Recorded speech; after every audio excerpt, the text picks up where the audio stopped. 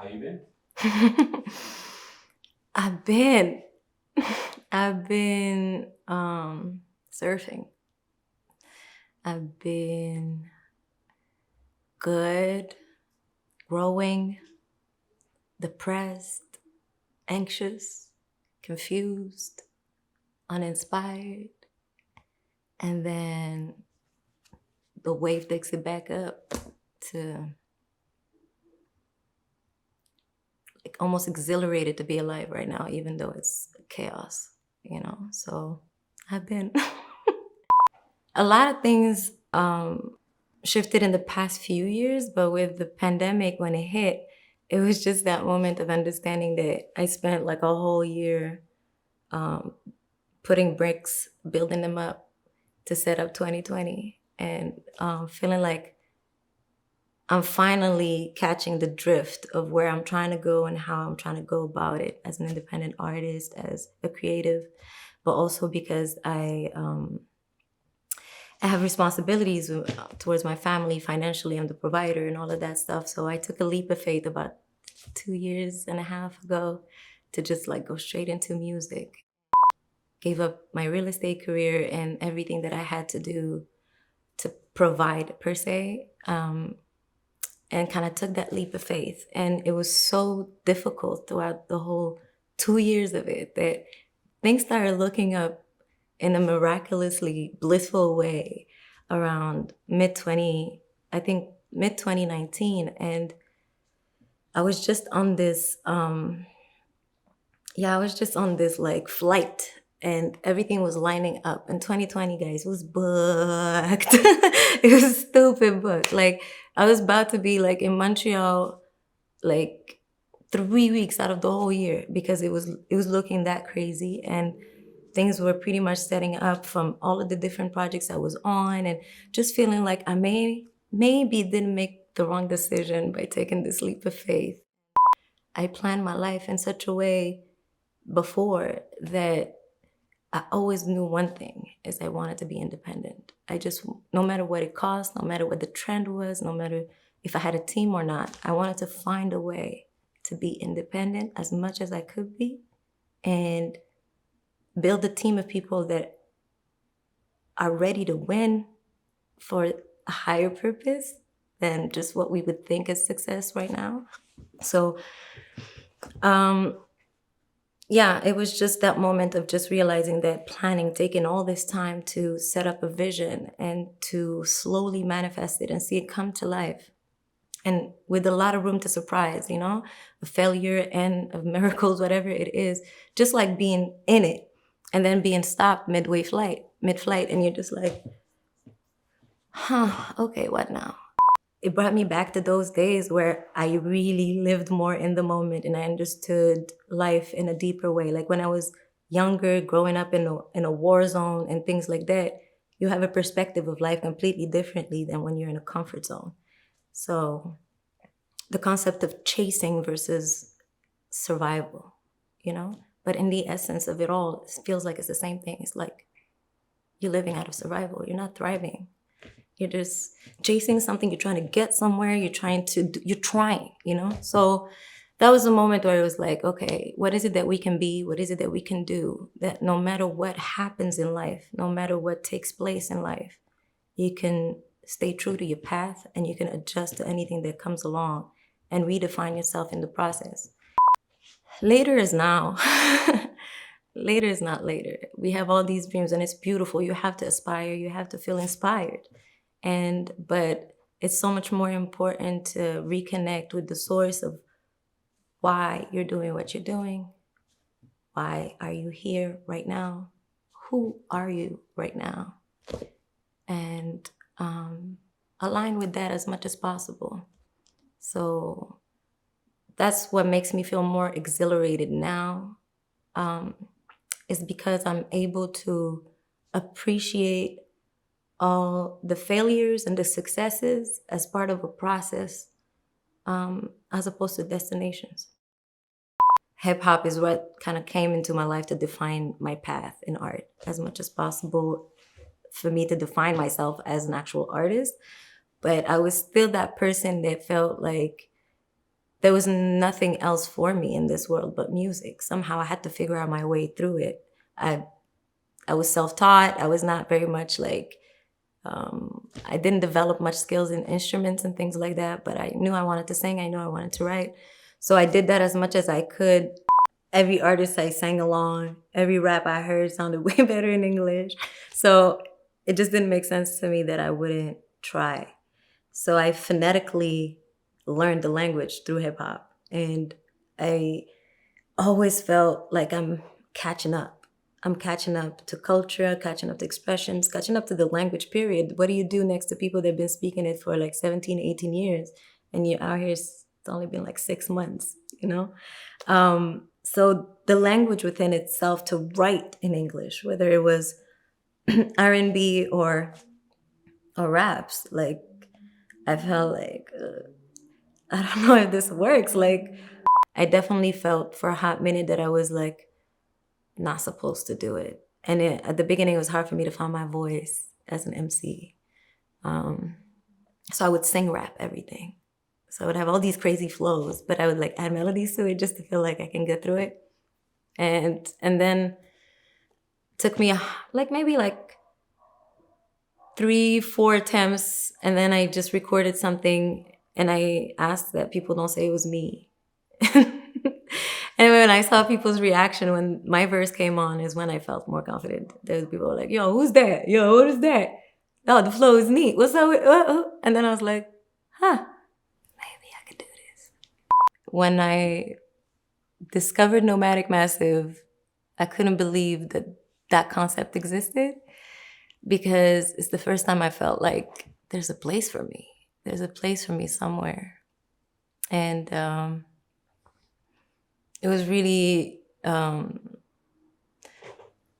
defining moment to be able to join a group of people that are from different places in the world, that speak different languages, that are much older than me, that are way more versed in the process of making music, in the process of making records, in the process of just being in this life. And so they taught me a lot. And the whole journey taught me so much about myself, about music, about camaraderie, about groups, working in groups. And that part was just wild. It was wild because it was defining itself as we went along. We didn't have a format. We didn't have, something like a protocol to follow. We were the only ones that were doing what we were doing at the time. I think at the end of it, what came to me as like part of this music journey that is even more exciting is working with the youth, doing workshops, having one-on-ones, helping people get through their creation, into their delivery, coaching, just those aspects of other people's journeys.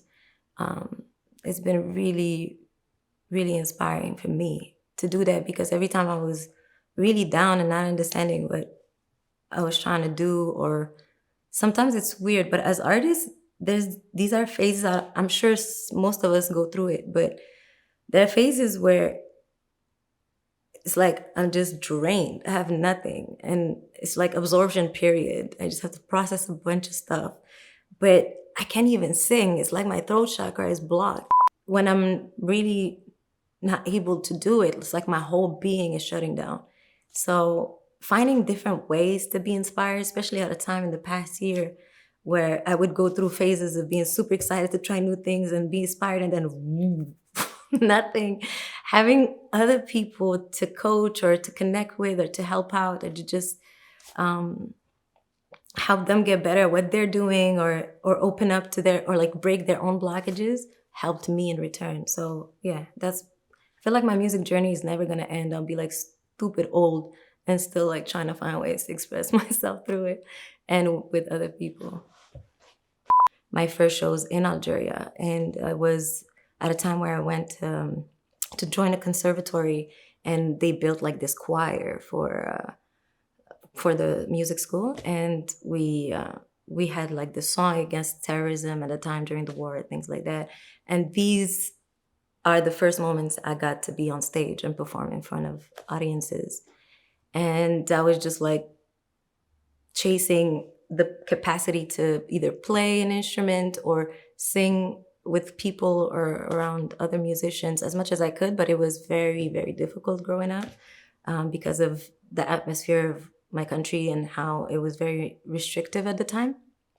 So it was like this kind of like forbidden fruit in many ways. Like it's a luxury to make music for me, you know? It was like always against time, always like having to deliver within a very small window of time and things like that because I had two other things going on, whether it was like school and work or like two jobs or whatever it was, family madness, all of that. So the one thing that I was mad at for a long time was to not be able to have this as the number one priority or something that I can pour into every day. It was really like a luxury and a blessing and some kind of a rush, you know? That was mostly it. I have the most unconventional North African mom ever, I think. One of the reasons we even fled the country is because she was really adamant in me having a future that could help me kind of live out my talent and my dream. I've been dreaming of this music forever, ever since I was very, very, very, very young in Algeria. Like the whole hood knew about it, you know? So it was not something that was new.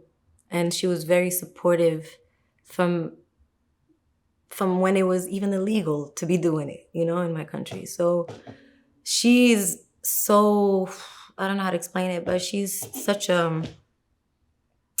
she's like the one that believed in me the most, you know? So it just hurt me to know sometimes how difficult the process was. But hold up. Sorry, y'all. Lately it's been rough with the fam, so. I don't know how to say it, but like I wasn't really living to my full potential when it came to music and career in music.